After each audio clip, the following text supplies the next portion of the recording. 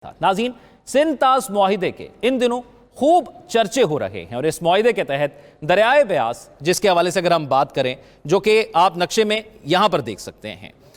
یہ ہندوستان کے حصے میں آیا۔ اس کے علاوہ راوی اور ستلج، اگر راوی کی ہم ڈائریکشن دیکھیں تو یہ راوی ہے، آپ نقشے پر بظاہر اس کو دیکھ سکتے ہیں۔ اس کے ساتھ ساتھ آپ اگر ستلج کو دیکھیں تو یہ نقشے میں یہاں پر موجود ہے۔ یہ تین مغربی دریا جو ہیں یہ اس معاہدے کے تحت بھارت کے حصے میں آئے، جن میں اگر پاکستان کی بات کی جائے تو اس میں پھر تین ایسے دریا تھے جو پاکستان کے حصے میں آئے تھے۔ اس میں ایک دریائے سندھ ہے، اگر آپ دیکھیں جس کو انڈس ریور کہا جاتا ہے، یہ یہاں سے اس طرح اس کی ڈائریکشن ہے کہ یہ اس طرح یہاں سے بہتا ہوا اور اس کے ساتھ پھر یہ ڈیلٹا یعنی سمندر کے اندر جا کر شامل ہو جاتا ہے۔ اس کے ساتھ ساتھ اگر ہم چناب کی بات کریں تو آپ نقشے میں واضح طور پر دیکھ سکتے ہیں کہ یہ دریائے چناب ہے جو کہ پاکستان کے حصے میں آیا انڈس واٹر ٹریٹی کی تحت، اور یہ چناب کی ڈائریکشن ہے جو کہ پھر جہلم کے ساتھ جو ہے وہ مل جاتا ہے۔ اور اس کے ساتھ ساتھ دریائے جہلم ہے، یہ دریائے جہلم ہے، اس کی آپ نقشے میں واضح طور پر صورتحال یہاں پر دیکھ سکتے ہیں۔ اب یہ پاکستان کے اندر شامل ہے، یعنی تین دریا ان کے پاس ہو گئے اور تین ہمارے پاس آ گئے۔ پاکستان کو جو دریا ملے وہ تین یہ تھے۔ پاکستان کو ملنے والے دریائے سندھ کو دیکھا جائے تو یہ چین کی جھیل میپام سے نکلتا ہے۔ اگر آپ دیکھیں یہ چائنا سے یہ اس طرح یہاں سے ہوتا ہوا، اسی طرح یہ اس رخ سے انڈس ریور پاکستان کے اندر داخل ہوتا ہے اور اسی طرح یہ سندھ میں داخل ہوتا آگے ڈیلٹا تک چلا جاتا ہے۔ اور دوسری جانب بات کی جائے، پاکستان میں داخل ہونے کے بعد پورے پاکستان کو سیراب کرتے ہوئے یہ دریا ٹھٹا کے مقام پر سمندر سے جا ملتا ہے۔ اس دریا کی کل لمبائی، یہ جو انڈس ریور کے حوالے سے آپ کو بتا رہے ہیں، اس دریا کی کل لمبائی 3180 کلومیٹر ہے۔ بات کریں چناب کی تو یہ بھارتی ریاست ہماچل پردیش میں دو ندیوں چندر اور بھاگا کے سنگم پر بنتا ہے، اور یہ چناب کا آپ کا بتا رہے ہیں جو کہ بھارت سے اس طرح پاکستان کے اندر داخل ہوتا ہے اور مقبوضہ جموں کشمیر میں سے ہوتا ہوا سیالکوٹ کے قریب مرالا ہیڈ ورک سے پاکستان میں داخل ہوتا ہے اور ستلج کے ساتھ مل کر بڑا دریا پنجنت بن جاتا ہے۔ یعنی یہ ایک ایسا مقام ہے جہاں پر آپ دیکھ سکتے ہیں کہ نقشے کی مدد سے یہ تمام دریا جو ہے مختلف مقامات پر کس طرح پاکستان سے گزرتے بھی ہیں اور کس طرح ایک ایسے مقام پر جا کر یہ مل جاتے ہیں اور اس کے بعد پھر یہ دریائے سندھ میں ہی آگے اپنی روانی کو اختیار رکھتے ہیں۔ دریائے سندھ میں اس مقام پر جا کر یہ ملتا ہے۔ اب اگر یہاں سے آگے چلیں اور نظر ڈالیں دریائے جہلم پر تو یہ بھی مقبوضہ کشمیر کے ضلع اننت ناگ کے ایک گہرے چشمے سے نکلتا ہے۔ یہ جہلم ہے اور یہ کشمیر سے نکلتا ہوا اس روٹ سے جاتا ہے اور یہ اس طرح فلو کرتا ہے اس کا پانی اور یہ اس طرح آگے بڑھتا ہے اور آزاد کشمیر سے پاکستان میں داخل ہوتا ہے اور جھنگ کے قریب دریائے جہلم دریائے چناب میں شامل ہو جاتا ہے۔ ناظرین، یہ تو تھے پاکستان کے حصے میں آنے والے دریا۔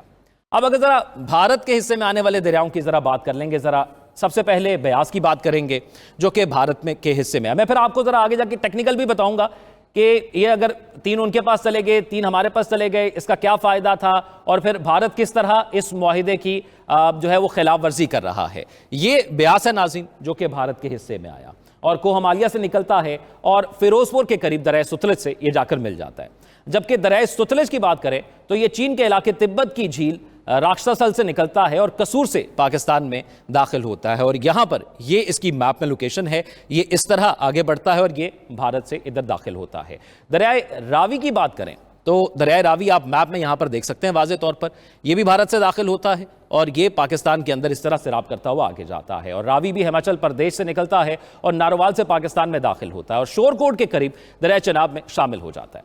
تمام دریا آخر میں دریائے سندھ کا حصہ جا بنتے ہیں اور یہ وہ مقام ہے جہاں پر یہ تمام دریا دریائے سندھ کا حصہ بن جاتے ہیں اور پھر یہ اس سے آگے ایک ہی دریا میں دریائے سندھ میں فلو کرتے ہیں اور پھر یہ سمندر میں جا کر مل جاتے ہیں۔ اب ناظرین، آپ کو یہ سمجھانے کا مقصد یا یہ بتانے کا مقصد یہ تھا کہ ہم ذرا فیکچول بات کر لیں، ہم ذرا وہ باتیں نہ کریں کہ جو صرف کسی سے سنی، ہیر سے جنہیں کہا جاتا ہے کہ کسی نے یہ کہہ دیا۔ یہ وہ فیکٹس ہیں جو پاکستان انڈیا نے مل کر بات کرتے ہوئے یہ ایک معاہدہ طے کیا۔ انجینئر صاحب، میں ذرا آپ کے ساتھ آؤں،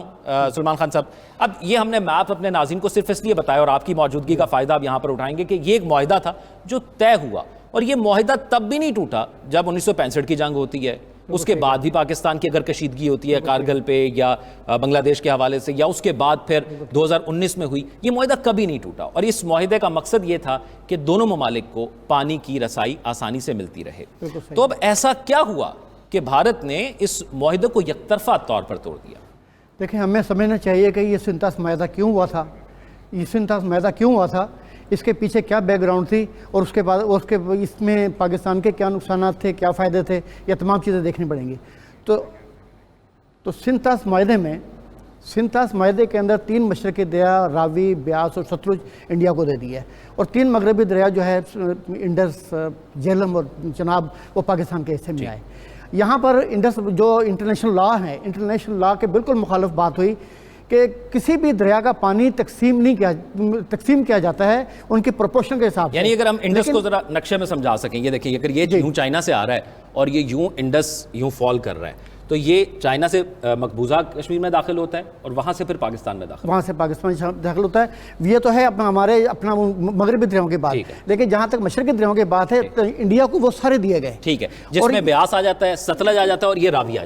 جاتا ہے، اور ان تینوں دریاؤں کا جو پانی پورا بھی جو دیا گیا یہ عالمی قوانین کے مطابق نہیں تھا، عالمی قوانین کے مخالف تھا، لیکن انڈیا بضد تھا، اور دوسرے یہ تھا کہ یہ جو پانی ہمیں پورا ملے، ہم نے بہت کچھ کام کرنا ہے، تو بالآخر یہ پورا کا پورا پانی دے دیا۔ اور یہاں پر یہ ہوا کہ جو ہماری 3 مغربی دریا تھے، ان دریاؤں کے اندر سے بھی کشمیر کی کچھ یوٹیلٹیز تھیں، اس کے لیے حق مان لیا گیا، تو پاکستان نے بھی کہا کہ ٹھیک ہے۔ لیکن اس کے اندر ایک اور بڑی جو بات ہوئی جو کہ ایک انتہائی منفی تھی کہ انڈیا کو باقاعدہ اجازت دے دی گئی تھی کہ آپ رن آف دا ریور جو ہے پروجیکٹ بنا سکتے ہیں۔ اچھا، یہ تو ہو گیا یہ۔ اب ایک بات ہے کہ انڈیا جو ہے رن آف دا ریور کو ہم ذرا سمجھا دیتے ہیں کہ آپ اس پہ کوئی ڈیم بنا سکتے ہیں یا ریزرو۔ رن آف ریور کے اوپر یہ ہے کہ آپ کسی قسم کا آپ ریزروائر بڑا نہیں بنا سکتے، صرف یہ رن آف دا ریور کا مطلب یہ ہے کہ وہ چند گھنٹے کے لیے وہ پانی ہوتا ہے تاکہ وہ پانی آئے اور وہ آگے چلا جائے اور مکمل طریقے سے یوٹیلائز نہ ہو کہیں پر۔ اس کے اندر یہ باقاعدہ شرط رکھی گئی کہ 30% سے کم،